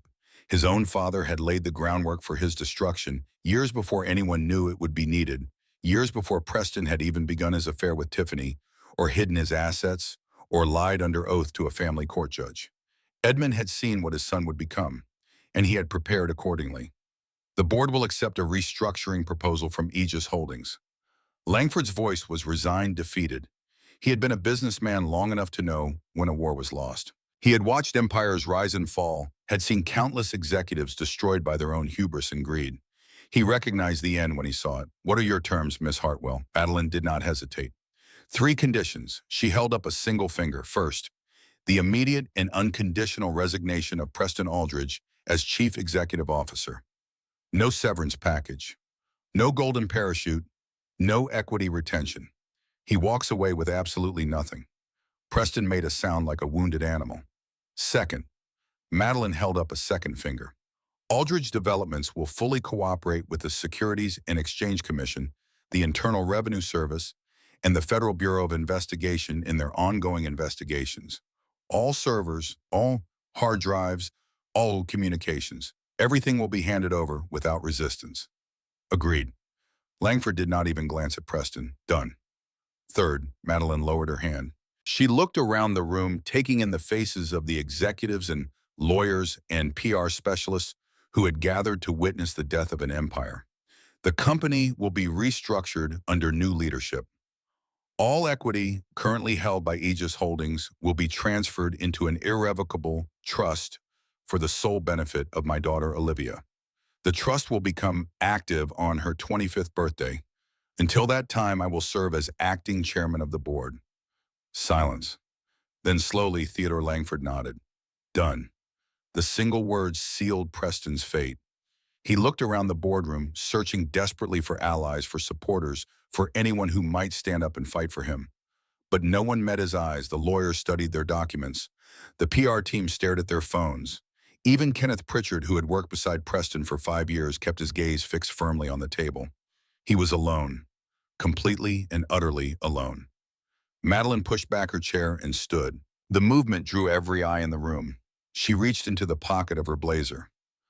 Her fingers found the familiar texture of paper currency, soft and worn from being handled so many times over the past week. She had kept it with her constantly since the will reading, a reminder of the humiliation she had endured, the laughter she had suffered, the absolute bottom she had reached before beginning her climb. She pulled out the $1 bill. It was slightly wrinkled now, creased from being folded and unfolded, and examined in quiet moments of doubt and determination.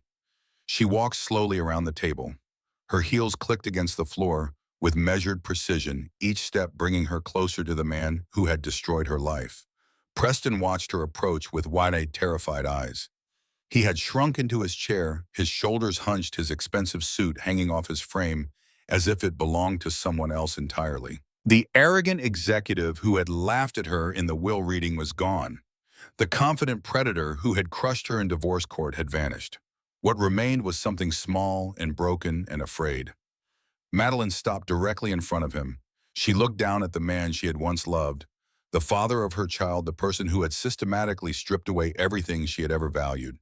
And she felt nothing. No triumph, no satisfaction, no vindication. Just a cold, quiet emptiness where her anger used to live. She placed the $1 bill on the table in front of him. The face of George Washington stared up at them both, serene and patient and utterly indifferent to the human drama unfolding around him. "I am leaving you your inheritance, Preston." Madeline's voice was barely above a whisper. "Do not spend it all in one place." Preston stared at the dollar. Then he looked up at Madeline. And for the first time in 18 months, tears began to stream down his face. They were not tears of rage or frustration or wounded pride. They were tears of genuine, bottomless despair. The tears of a man who had finally realized that everything he had built, everything he had stolen, everything he had believed made him special and powerful and untouchable had crumbled to dust in his hands. Madeline turned and walked toward the door. She did not look back. The sound of Preston's sobbing followed her into the hallway, growing fainter with each step until it faded into silence. The war was over, and she had won. 6 months passed. The bitter Seattle winter melted into a vibrant, breathtaking spring.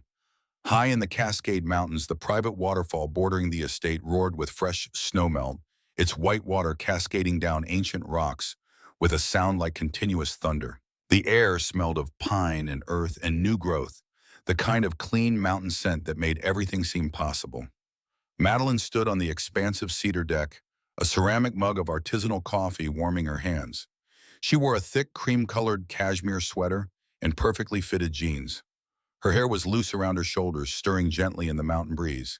The exhaustion that had been permanently etched into her face for so long had finally faded, replaced by a calm, centered stillness that came from knowing she had survived the worst and emerged stronger. Down on the manicured lawn, Olivia was running with a golden retriever puppy they had adopted 3 months prior. The dog's name was Biscuit. Olivia had chosen it herself, laughing at the way the puppy tumbled over its own feet, trying to chase butterflies across the grass. Her laughter echoed through the pine trees, now bright and unburdened and full of the pure joy that only children could feel. Gone were the whispered worries about heating bills and overdue notices. Gone was the fear. Olivia wore new sneakers that fit perfectly, a warm jacket that had been purchased without checking the price tag, and the absolute security of knowing that she would never again have to wonder if her mother could afford to feed her. Some costs could not be measured in dollars. Some debts could never be repaid. But watching her daughter play in the spring sunshine, hearing that carefree laughter ring through the air, Madeline knew that everything she had done had been worth it. The glass sliding door opened behind her. Lawrence Whitmore stepped onto the deck, holding a sleek leather folio under his arm. Even in the wilderness, he maintained his immaculate appearance, though he had conceded to a slightly lighter shade of gray for his suit and had left his tie loosened at the collar. "Good morning, Madeline. Good morning, Lawrence." She offered him a warm smile. Over the past 6 months, Whitmore had evolved from an intimidating legal adversary into something like a friend. He visited the estate regularly, sometimes for business, sometimes simply to check on Madeline and Olivia and ensure they were adjusting to their new circumstances. He had become, in his own reserved way, a kind of protective uncle figure. "I have the quarterly reports from Kenneth Pritchard," Whitmore said, joining her at the deck railing. "Since you instituted the corporate restructuring and removed the executive deadweight, Aldridge Developments has posted a 14% increase in net operating income. The board is thoroughly impressed. Theodore Langford has publicly called your leadership the renaissance of the company." Madeline sipped her coffee. "They are impressed because their stock options are finally performing. Do not mistake gratitude for loyalty, Lawrence. Keep Douglas Brennan on them. I do not want anyone slipping back into Preston's habits. Douglas has full auditing authority and takes entirely too much pleasure in terrorizing the accounting department. There will be no relapses." A hint of amusement flickered in Whitmore's eyes. Madeline watched Olivia chase Biscuit across the lawn, the puppy's golden fur gleaming in the sunlight.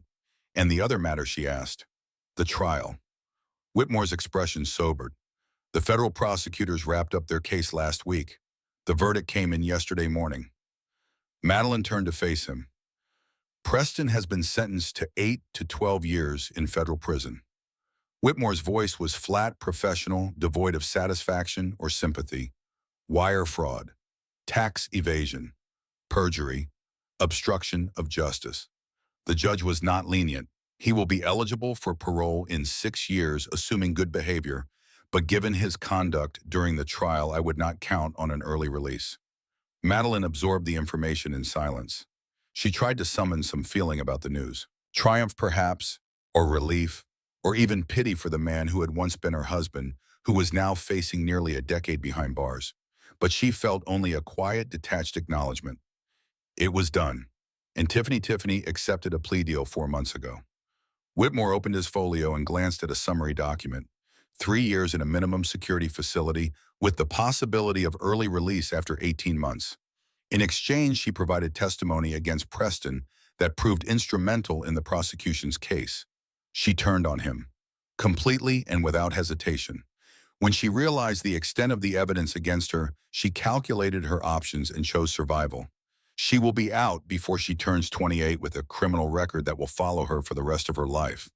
Madeline nodded slowly. She thought of Tiffany at the gala dripping in diamonds and sequins, laughing at jokes that were not funny, clinging to Preston's arm like a trophy he had purchased rather than a person he had married. She wondered if Tiffany had ever truly loved him, or if it had always been a transaction, an exchange of youth and beauty for access and wealth. It did not matter now. And the sisters, Genevieve and Rosalind, avoided criminal charges by agreeing to full restitution of all misappropriated funds.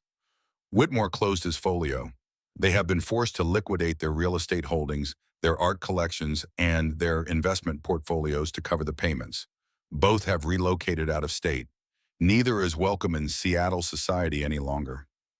Madeline turned back to watch Olivia.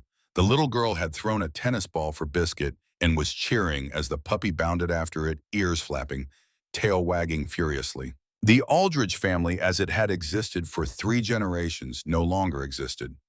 Preston was in prison. Tiffany was in prison. Genevieve and Rosalind were in exile. The company that Edmund had built with his bare hands now belonged to his granddaughter, held in trust until she was old enough to understand what it meant. It was over. Truly over. There is one more item. Whitmore's voice softened slightly. Something personal rather than business. Madeline raised an eyebrow. I found this while reviewing Edmund's private papers.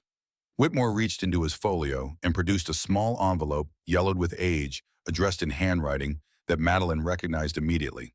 It was Edmund's script, but the letter was addressed to Eleanor, his wife, Preston's mother, the woman whose sapphire Madeline had worn to the gala.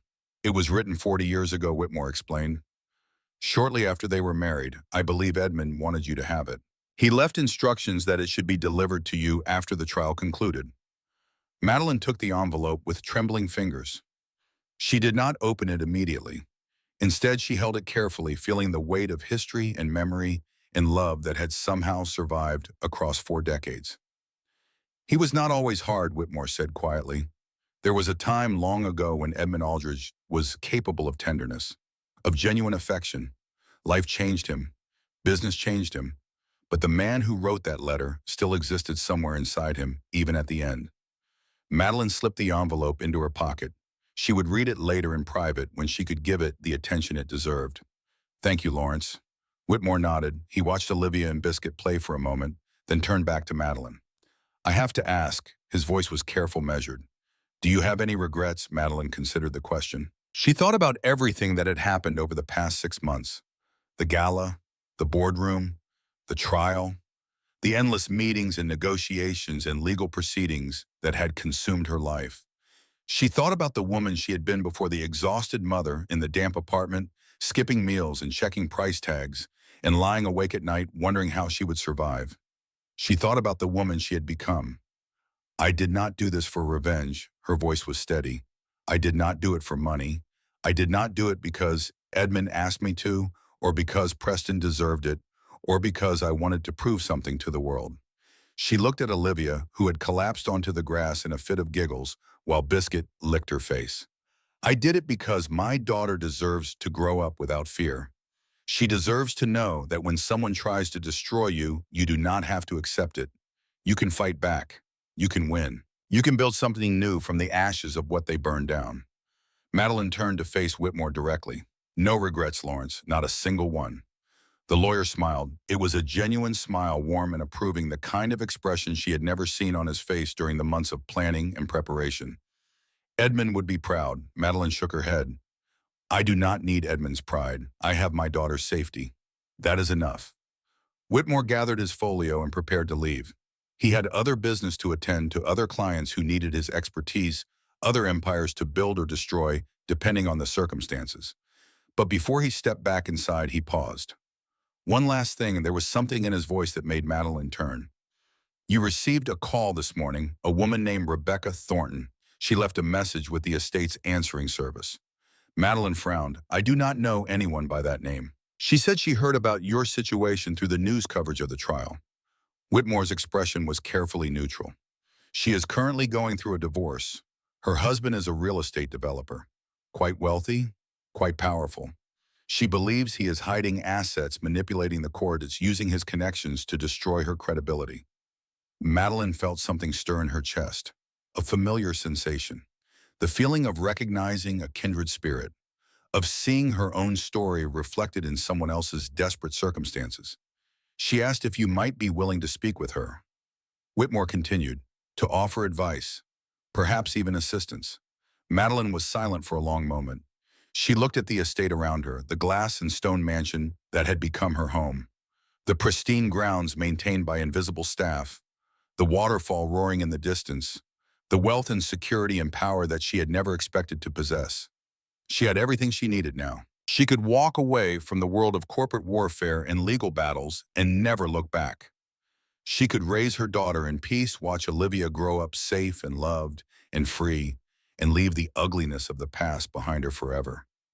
That would be the sensible choice, the safe choice. But then she thought about herself 6 months ago. She thought about the woman in the faded trench coat, sitting in an oversized leather chair, holding a $1 bill, while the room laughed at her. She thought about the fear and the desperation and the absolute certainty that she was powerless against forces she could not hope to fight. She thought about what it would have meant to have someone reach out, someone who understood, someone who could show her that there was a way forward, a path through the darkness, a chance to reclaim what had been stolen. Give me her number. Madeline's voice was quiet but firm. Whitmore nodded. He produced a small card from his pocket and placed it in her hand.